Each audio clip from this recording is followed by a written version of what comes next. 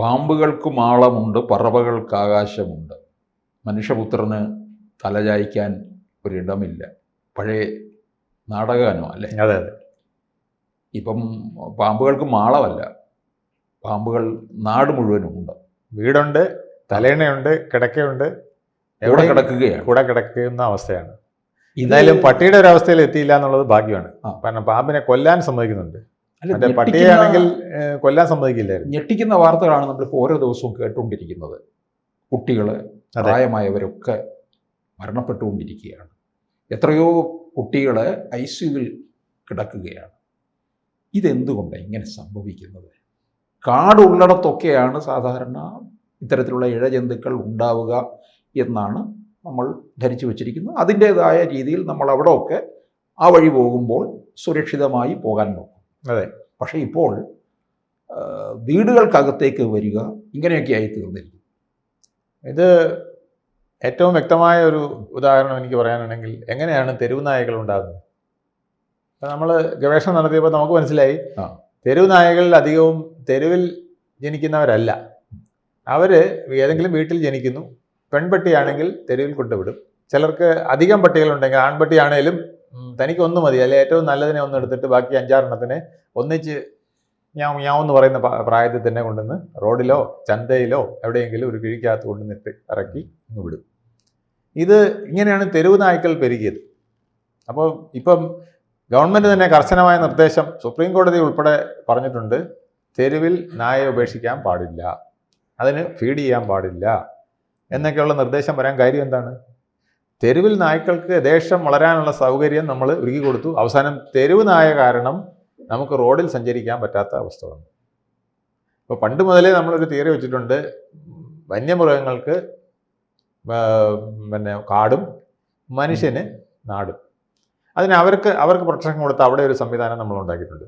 പിന്നെ ഉള്ളത് domestic animals. Domestic ആനിമൽസിനെ വീട്ടിൽ വളർത്തണം, അല്ലാതെ തെരുവിലിറക്കി വിടരുത്. പക്ഷേ തെരുവിലിറക്കി വിടുകയാണ്. അങ്ങനെ തെരുവ് നായകൾ കൂടി നമുക്കിപ്പം പേവിഷബാധ ഒരു നിത്യസംഭവമായിരിക്കുന്നു. നമുക്ക് പലയിടത്തും പേവിഷബാധ എടുത്ത് മരിക്കുന്ന കാര്യങ്ങൾ നമ്മൾ കണ്ടുകൊണ്ടിരിക്കുകയാണ്.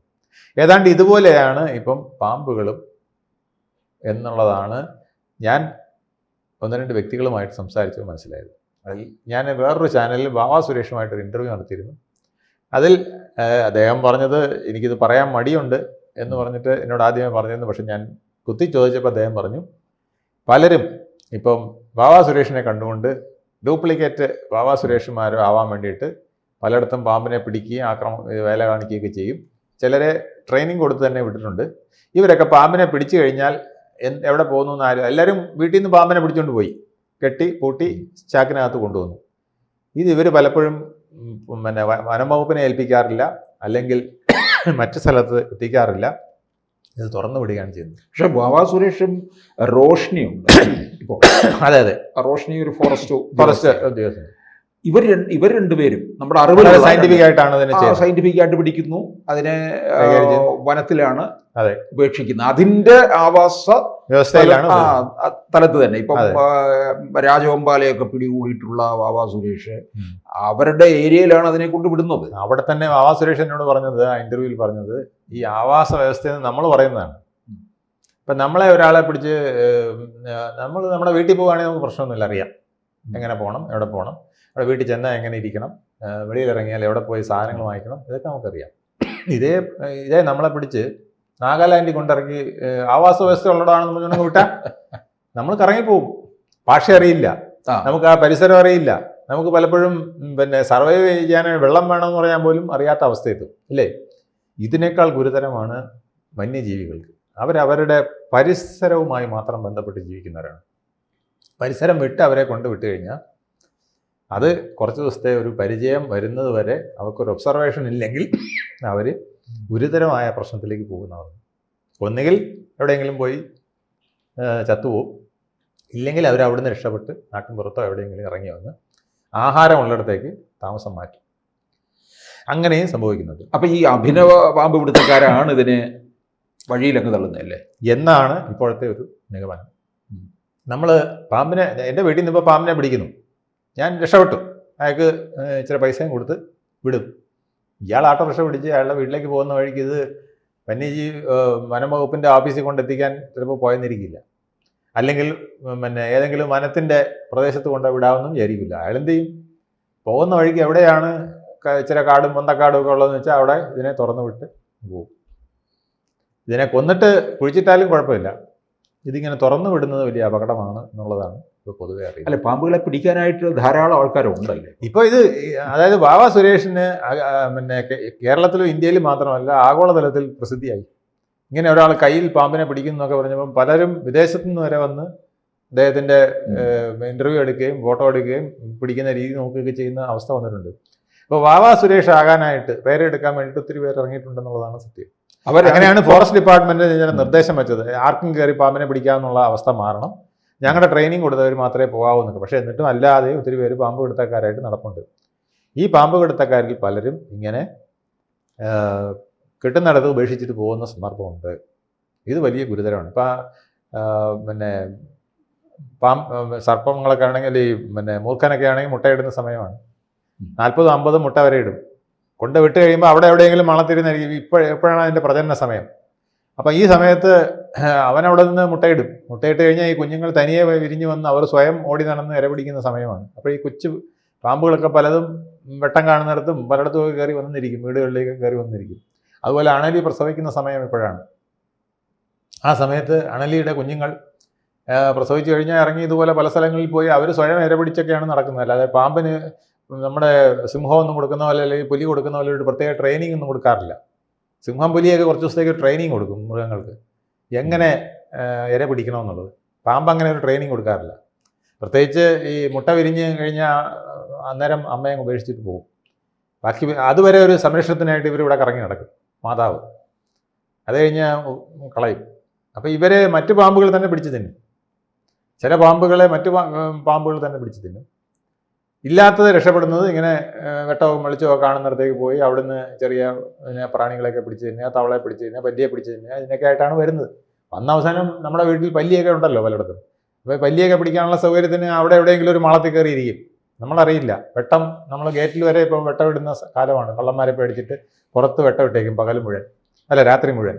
ഇപ്പോൾ രാത്രി കാലങ്ങളിൽ ഇര തേടി പോകുമ്പോഴാണ് ഒരു ലൈറ്റ് കാണുന്നത്. ലൈറ്റിന് താഴെ ചിലപ്പം ഈയാമ്പാറ്റകളോ ഇതൊക്കെ ആണെങ്കിൽ ചെറിയ പാമ്പുകൾക്ക് അതായിരിക്കും ചിലപ്പോൾ ഇഷ്ടപ്പെടുന്ന സാധനം. അതുപോലെ ഈയാമ്പാറ്റയെ പിടിക്കാൻ പല്ലി വരും. അപ്പോൾ പല്ലിയെ തിന്നാനായിട്ട് ഈ പാമ്പ് വരും.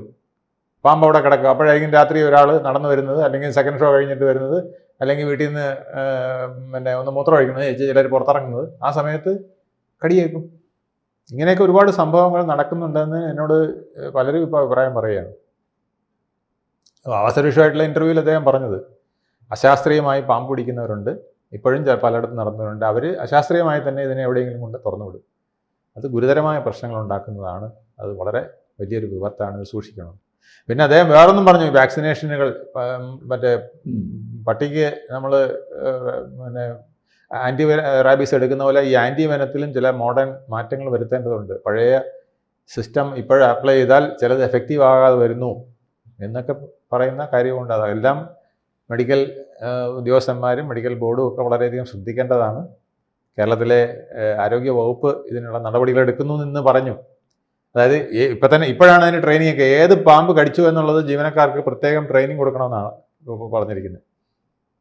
ഇന്നലെ മീറ്റിംഗ് ചേർന്നിട്ട് ആരോഗ്യവകുപ്പ് നിർദ്ദേശം കൊടുത്തിരിക്കുകയാണ്, ഏതിനം പാമ്പാണ് ഇവരെ കടിച്ചതെന്ന് അറിയാനായിട്ടുള്ള ട്രെയിനിങ് വരെ കൊടുക്കണം. അപ്പോൾ അതുപോലും ഇപ്പം നടത്തിയിട്ടില്ല. ഈ പാമ്പ് കടി വ്യാപകമാകുമ്പോഴാണ് നമ്മളിതെല്ലാം ചെയ്യുന്നത്. നമ്മുടെ എല്ലാ പരിപാടിക്കും അങ്ങനെയാണല്ലോ.